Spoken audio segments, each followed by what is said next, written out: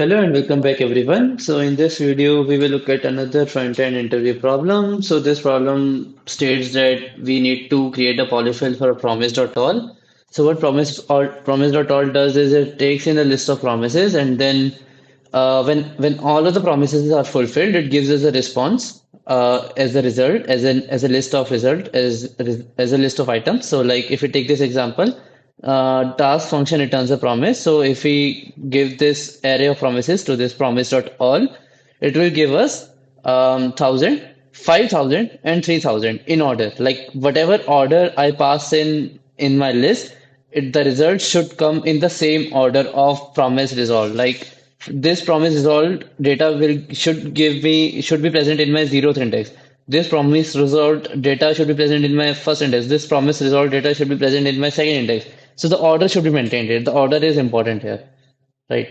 Yeah, and if even one of the promises is failed, it should give me it should give me rejected. Like it should give me an answer with the rejected with the catch error. So if all the promises are succeeded, I get the list of responses. If even one of the promises failed, it fails. The whole promise, all polyfill fails. So let's try to code this up. I'll remove this. So what I will do is, since this returns a promise, I'll just returns a promise. But before that, I'll create an array, and this array will have a length of promise all dot length, right? Because we know that the resultant array will have the same length as the promise length array if the promises are fulfilled, and we will also maintain a counter. We'll see why we are maintaining a counter. Um, for now, I'll just create this let. Now I'll return a promise since promise.all returns a promise. Is all reject.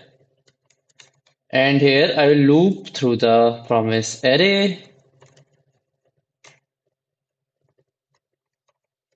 Loop through the promise array. And here what I will do is I will check for the promise fulfill. If the promise is fulfilled, I will insert the data in my index position. Why? Because the ordering is important here. This promise data should be present in the same index where the promise was when I passed it. So that's why I'm storing it at the same index. And here I will increase the counter.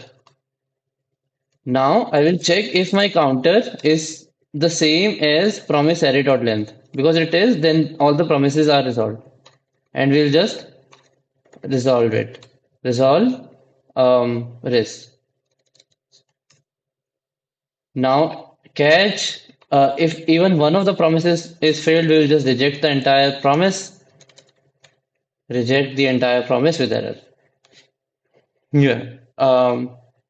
Right. So I think this is pretty much it. I'll just run this and see if it works. And we're waiting for the promise to fulfill. And here we go. We are getting the result that we are expected to get. So this is the result. Here we can check. We'll try to reject one promise here. So we'll just check if time is less than 2000. We'll just reject with error. Right. Else we will resolve. And I'll just save this and run this. Now this promise should fail and we should get rejected error. And we are getting rejected error. So this was a pretty simple code of implementing promise.all polyfill. Hope you like this video. Please like and subscribe. And I'll see you in next one.